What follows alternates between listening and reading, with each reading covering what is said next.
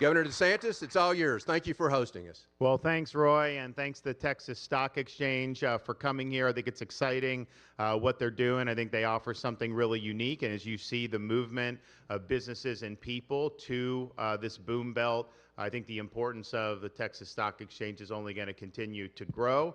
I often tell people, as governor of Florida, my job is to closely follow California, Illinois, New York, so I can do precisely the opposite of what they do. And I think, and unfortunately, that's been a pretty good way to go. A lot of these states, including other smaller states that don't get a lot talked about, like Delaware, have made it more difficult to do business. And there's been a variety of factors that have led really an unprecedented movement of people and capital into states like Texas and Florida. Florida has had more adjusted gross income move into our state since I've been governor than has ever moved into any state in the history of the United States, even adjusted for inflation. And part of that is the good policies, but part of it is some of what's going on in these other states. I'll just say the thing we're seeing in Florida right now in a really significant way is the reaction to the proposed wealth tax in California. When Mandami got elected in New York City, people were saying, oh, there may be a flood. I didn't really think that, and I said that publicly just because there's a lot of meat that's come off that bone. A lot of people have moved from New York over the years. People have moved businesses. But what we've seen is the prospect of this tax, a 5% tax on wealth, which first of all is a bad way to tax. It's unrealized gains. There's a lot of problems with it. But then it applies to your voting rights, not just what shares that you actually own in equity. So you can imagine the founders of some of these companies who own a lot of stock and are very valuable, but then to impute to them massive more that they have to pay tax on, a lot of them don't want to mess with that. And so we've seen the flight of really, really significant folks into Florida, many of them here in the Miami area. And I think it is, yes, that particular tax was bad, but I think it's like, okay, if it doesn't pass, they'll come up with something else. And then it's just 50% plus one of the vote, and you can do all this. We're in the 250th anniversary of the founding of the United States. The founding fathers, they wanted a system based on the consent of the government, but they did not want to have 50% plus one I get, then I get to take from you, or 50% plus one you get to take from me. They wanted to have a rule of law, and they wanted some of this stuff, particularly private property, to not just be subjected to those types of whims. So we've seen that in really significant measures. We've also been able to do a lot of reforms that I think have been very beneficial for us. Tort reform has been big. We've restructured the courts with more, I think, conservative-leaning justices on our Supreme Court, and on it goes. And so we're just proud to be here. We're proud of what's going on throughout our entire region of the country, and I know that there's been a lot of very healthy competition between states like Florida, Tennessee, Texas, Georgia, some of these, and I think that's really, really good. And when I'm pushing hard on stuff, I know people tell Greg, hey, you got to be doing. When Greg's doing stuff, people say, hey, look what Texas just did. And I think that that's been really, really good, not just for the people of our individual states, but for the region as a whole. And I think we've shown a great framework for how you can succeed and really grow your economies and give people more opportunities. So thanks, everyone, for being here.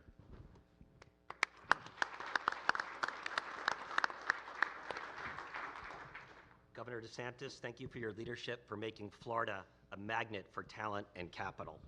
Let me just use this. Governor Abbott, thank you for your support in helping establish the Texas Stock Exchange, where Citadel Securities was an early investor. Across Florida, Texas, and other high-growth states, government officials have created environments where businesses can operate, invest, and importantly, grow with confidence. This type of public and private partnership should be the model for the rest of our country. Citadel's Securities has experienced the benefits of this approach firsthand. At the beginning of the COVID pandemic, we came to Florida to stand up a secure bubble for our market-making operations. As a firm that accounts for close to 25% of daily U.S. equity trading volumes, it was critical for us to have our key people in a single and safe physical location. In just 1 week, our team, working alongside local officials here in Florida, built a fully functioning trading floor inside of a Palm Beach hotel. We built a system capable of supporting the entire trading volume of the U.S. equity market in case other firms weren't nearly as prepared as we planned to be. In many, if not most, other jurisdictions, we would have waited for months, if not years, for legal permits. After returning to Chicago, our people quickly realized how much they missed what the state of Florida had offered us. They'd experienced a quality of life here and a public-private partnership that Chicago simply couldn't match. Even before we decided to relocate, Mayor Suarez had made a very compelling case for us to relocate to Miami.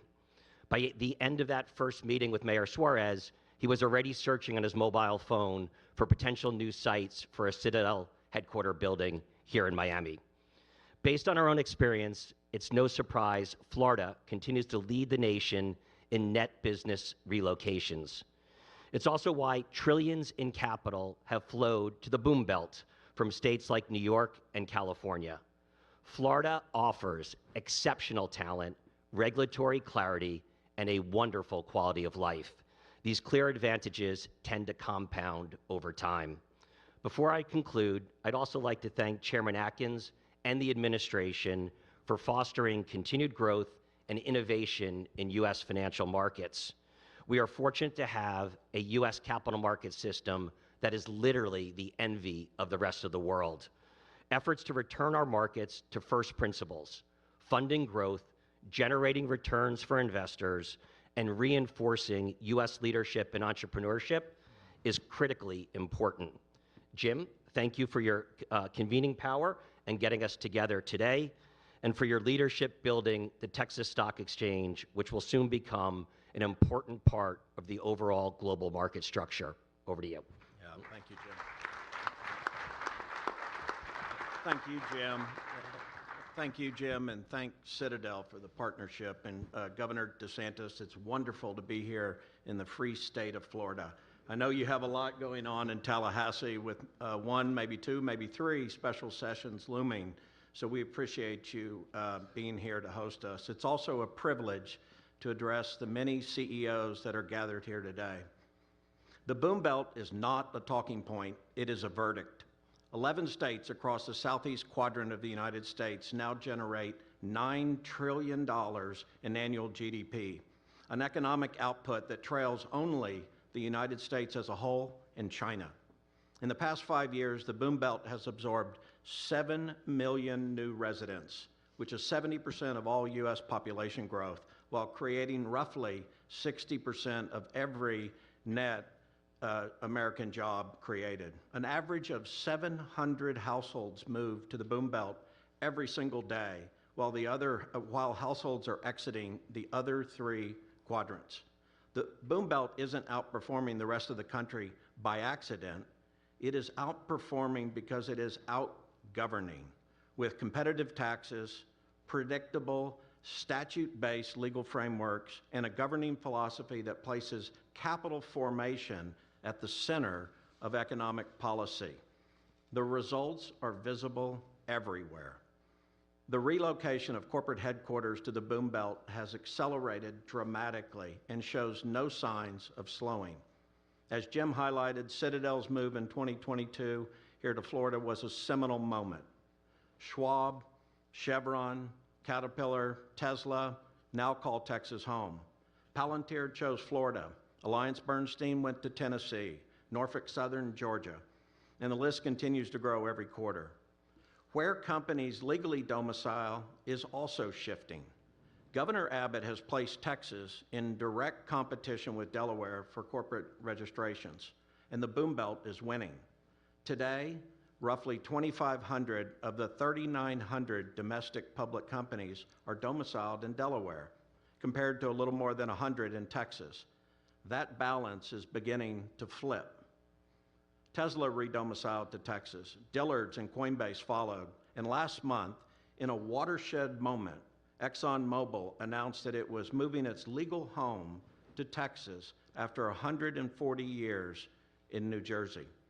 Hundreds of companies representing trillions of dollars in market capitalization are realigning behind Exxon. And believe me, we haven't seen anything yet. These decisions, where you headquarter, where you legally domicile, and where you list your company, are distinct but reinforcing.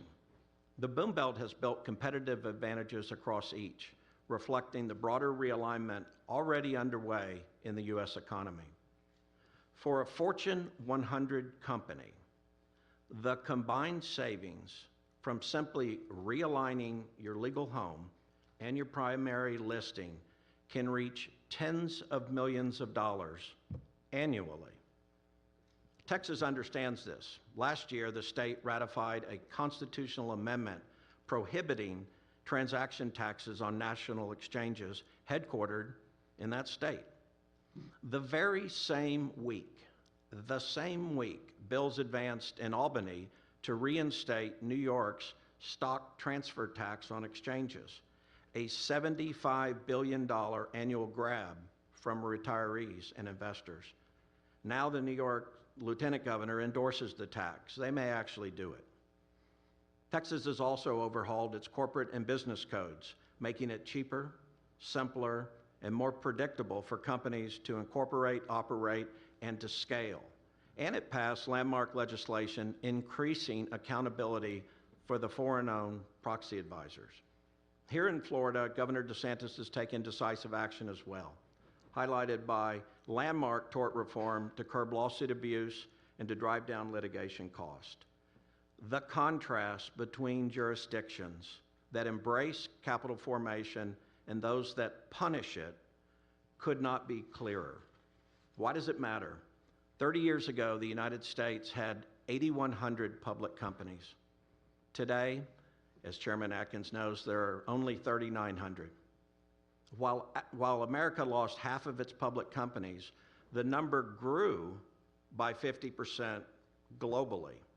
And sadly, the United States has not yet found the bottom in our public markets. Our current IPO replacement rate is insufficient to offset the companies that are exiting or those that should be exited. Meanwhile, private capital has filled the financing gap as the number of sponsor-backed private companies has grown tenfold over the same period. As Chairman Atkins has remarked repeatedly, it used to be cool to be public, so what happened? The answer is we made it complicated, expensive, and legally treacherous to be a public company. Remaining private became the only rational choice. This is not a coincidence, it is a consequence. Consider SpaceX, arguably the most exciting and consequential company of our generation. 24 years after its founding, it will go public this summer, raising as much as $80 billion, nearly 3 times the largest IPO ever, at a valuation perhaps exceeding $1.7 trillion or even more. In those 24 years, SpaceX completed 31 financing rounds, raising more than $12 billion from just a handful of well-positioned institutions. Compare that to Apple, which went public in 1980, just 4 years after it was founded, with a 40-page offering document, or Amazon, which went public in 97, 3 years after it was formed. The single greatest wealth-creating opportunity in modern history, SpaceX, occurred almost entirely out of view and entirely out of reach of everyday Americans. A day late and $1 trillion short. That is the real cost of a broken public market system. The leaders on this stage understand this is a pivotal moment for American capitalism, not a time for incremental change, but a moment for bold realignment to the first principles that made America's capital markets the envy of the world.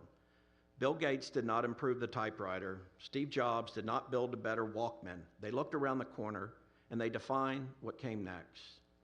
The single organizing purpose of the Texas Stock Exchange is to set the conditions that make companies want to be public, rather than being motivated by fee-driven interest or ideology. The TXI is designed to align with and advocate for issuers and to make public markets work for everyone. What do I mean by that? First, We don't impose rules on listed companies only to turn around and sell them compliance services. Second, our pricing and contractual relationships are entirely transparent. Third, the listing requirements are the same for every issuer. No waivers, no exceptions. Fourth, listed companies are our customers. They're not a source of data to be repackaged and sold. And fifth, we'll be a relentless advocate for issuers with policymakers. America's economic center of gravity has shifted to the boom belt, and now there's an exchange to match it. The potential impact is enormous.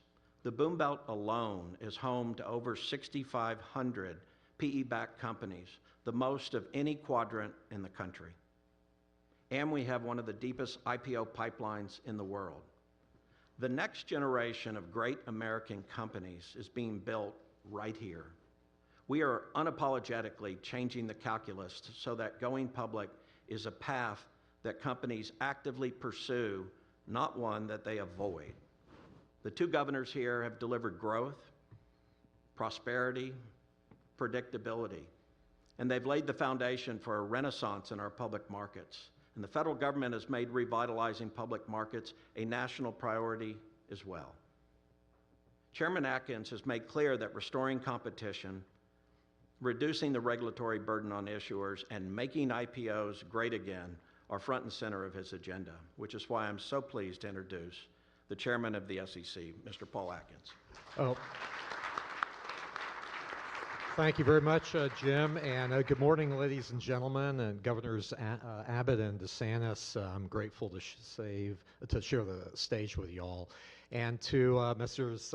Esposito and Lee, thank you very much for the perspectives that you've shared and for the example you've set. And spoiler alert, I'm about to echo what they've said. But anyway, so first principles have very clearly found fertile ground here in Florida.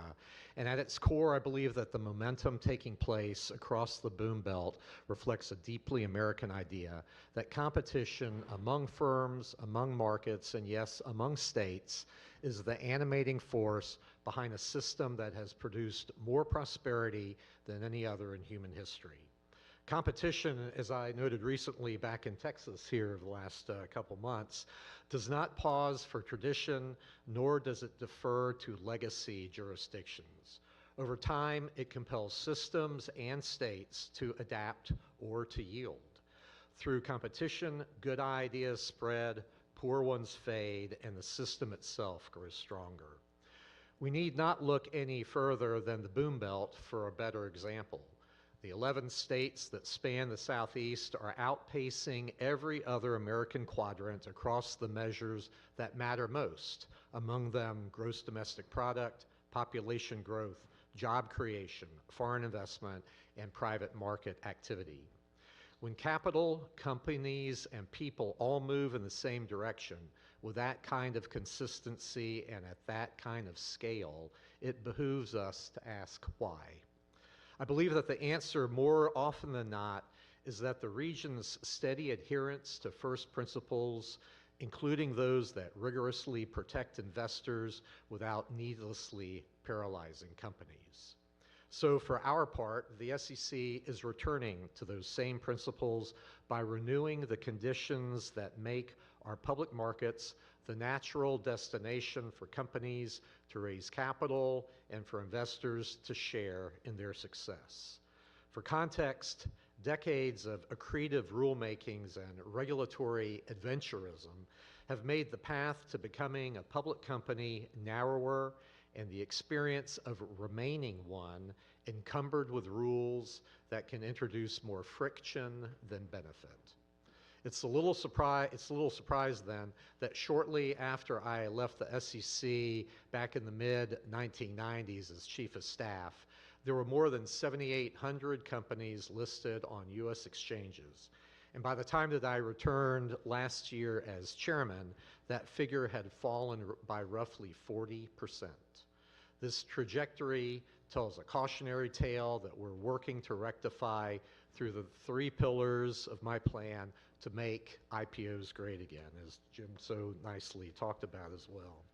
So first, we're modernizing, rationalizing, and streamlining disclosure reports so that they are meaningful, understandable, and not a repellent to investors.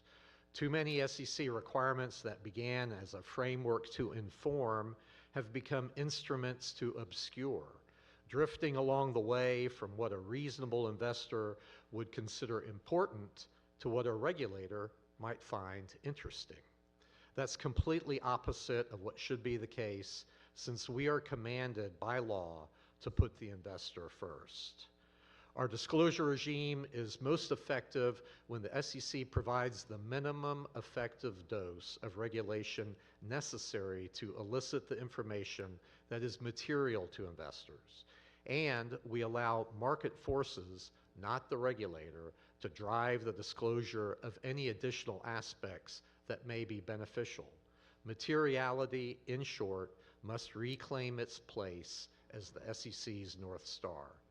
Second, as part of the 3 pillars of making IPOs great again, we are focused on ensuring that states and not the SEC regulate matters of corporate governance. Over time, the agency has used its disclosure authority to attempt to indirectly establish governance standards that state corporate law should and can address. We must stay in our lane as a disclosure agency and not be a merit regulator. Third pillar, and finally, we are allowing public companies to have litigation alternatives while maintaining an avenue for shareholders to continue to bring forth meritorious claims. At the SEC, we've been hard at work on executing this plan so that we can shield the innovator from the frivolous and protect the investor from the fraudulent. Taken together, these reforms represent something much larger than a regulatory agenda. Indeed, they herald the SEC's return to first principles that have made this region's ascent so remarkable. In many ways, the Boom Belt embodies the best of what we are working toward in Washington. And guided by your example, we are reminded that the most consequential reforms are not those that add to the compliance burden, but those that have the courage to lift it. So once again, I'm grateful for the opportunity to be part of today's program. I look forward to engaging with y'all in the work that we have discussed today. And above all, I thank you for your faith in what this country can achieve when it remembers the principles that in this 250th anniversary of the United States made it great. So thank you very much.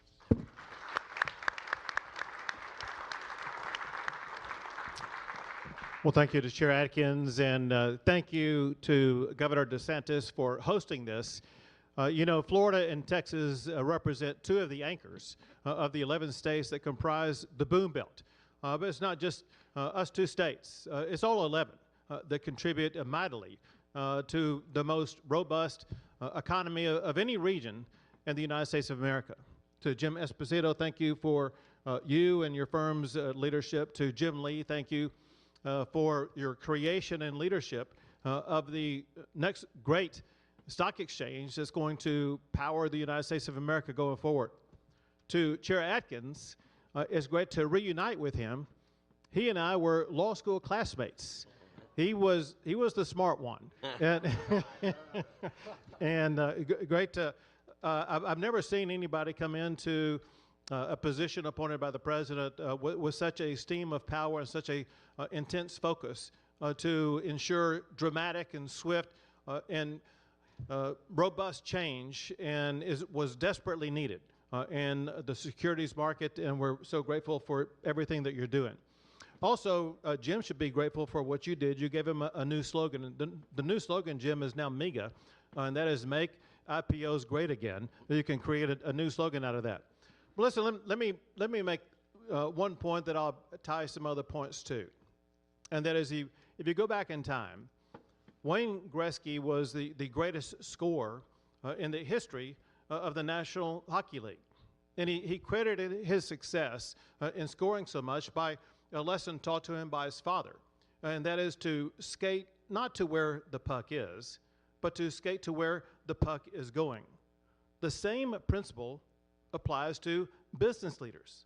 Visionary business leaders seek to where not the puck is right now, but to where it is going for the next year, for the next 10 years, for the next 20 years.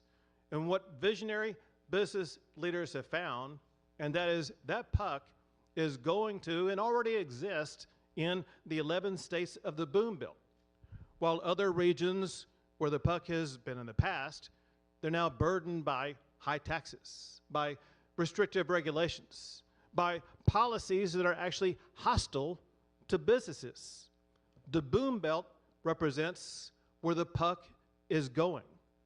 And the smart money realized that more than a decade ago. Right now, the people who lead companies, the CEOs, annually, they rank states as the best states for doing business. Of the 5 best ranked states for doing business by CEOs, the top 5 are all in the Boom Belt. One example of that, why that's happening. These CEOs are doing more than making rankings. They're putting their money where the rankings are. These CEOs have invested more capital investment in Boom Belt states than any other region in the United States. Business relocations made by these CEOs rank number 1 in the Boom Belt more than any other quadrant in the United States. Also, the quadrant of the Boom Belt ranks number 1 in the United States for attracting the most talented workforce. If you look at the 2 most generations of the workforce that employers are looking for, is Gen Z and millennials. And those 2 categories of workers are relocating to the Boom Belt states more than any other region across the country.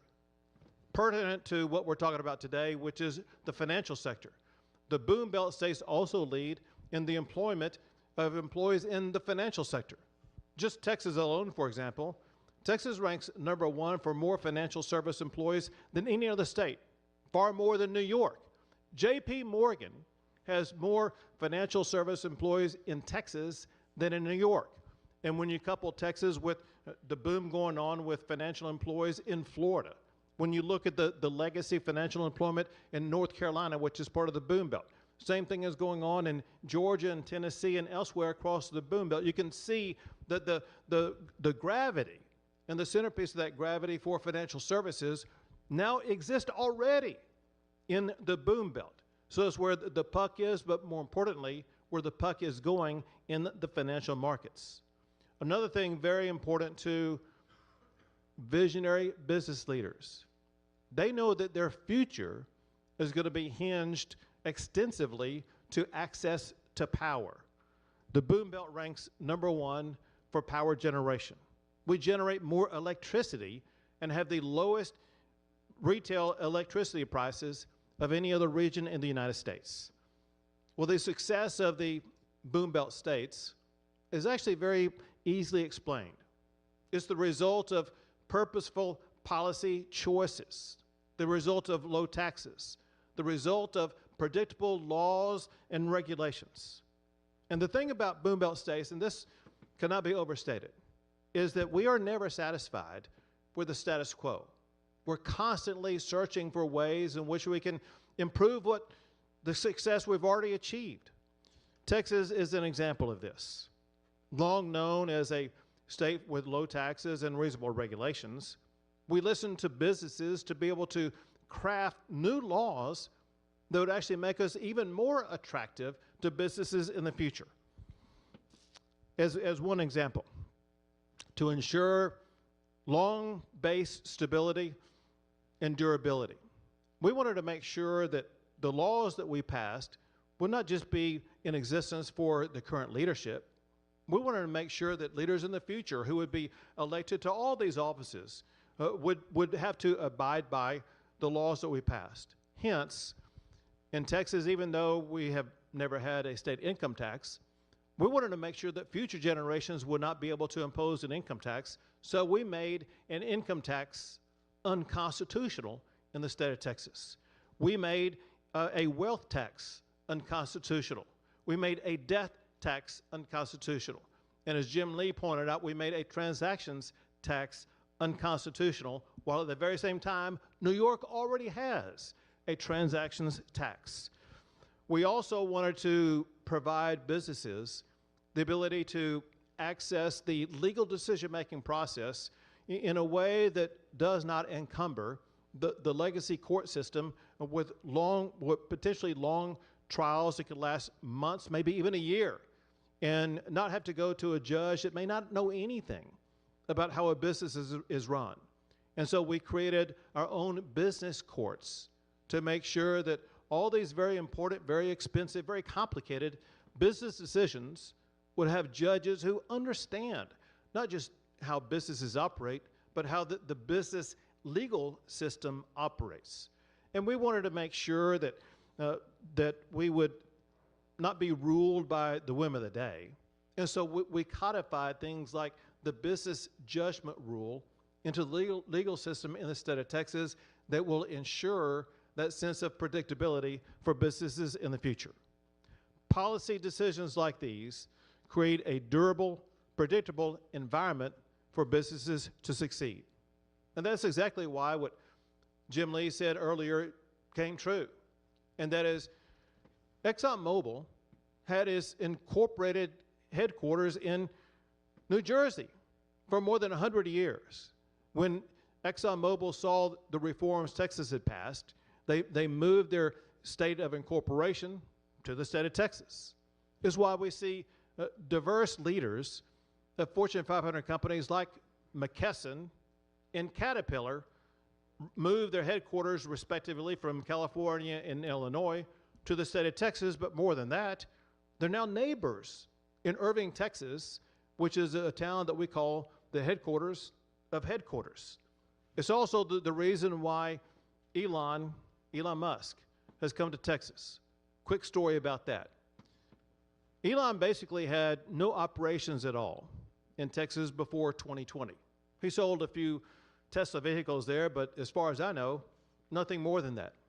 In April of 2020, Elon came to visit with me to talk about the possibility of building a gigafactory in the state of Texas. He said it was going to be more than a mile long, larger than the Pentagon, and importantly, it had to be built from beginning to end with vehicles rolling off of the complexities of a gigafactory in less than 18 months. And I'm thinking, have you ever built a house? It takes more than 18 months to build a house. Elon, however, has a need for speed. We worked with him on calibrating the permitting process and things like that to accelerate the timetable so that he was actually able to achieve building that gigafactory and having vehicles roll off of that gigafactory in less than 18 months. At a time before Elon bought Twitter and owned Twitter, he posted on Twitter that in Texas, he was able to build a gigafactory in less than 18 months, whereas in California, where he had been, he would not even have the permitting process completed.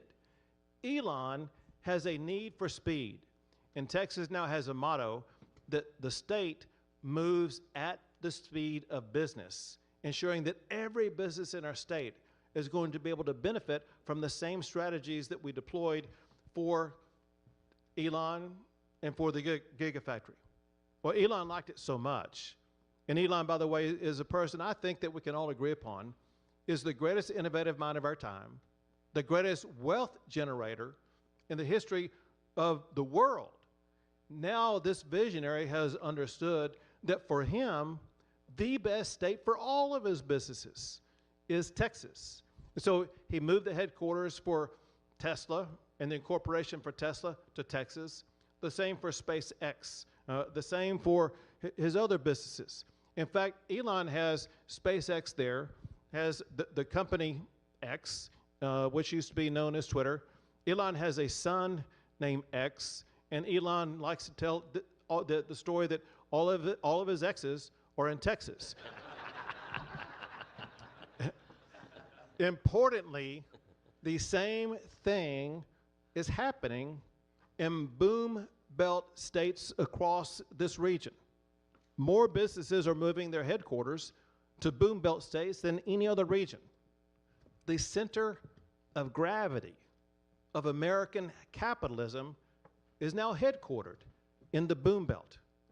Capital markets I consider to be the apex of capitalism. The Texas Stock Exchange is the natural extension of that capitalism. It ensures that capital markets will reflect the quadrant that is driving American growth. And I got this message. If your company is not already in the boom belt, come to where the puck is going.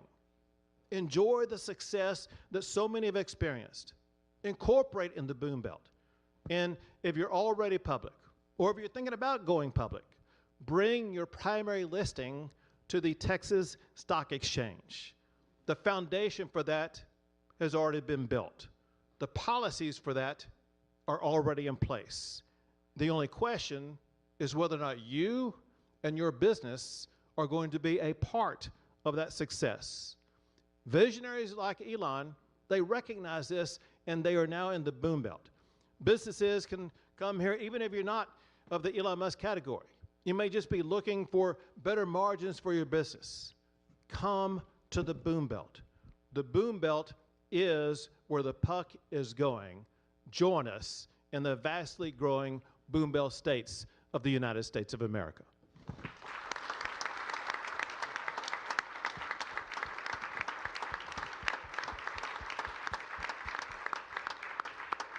Well, I think you'd agree with me that it's just an extraordinary 5 speakers and comments, and so very, very interesting. We sincerely thank each of you very, very much for taking your time out to be with us today. Please join us, if you will, in the lobby for a great reception. We'll have a good time together. We thank you. Good afternoon, and welcome to the Boom Belt.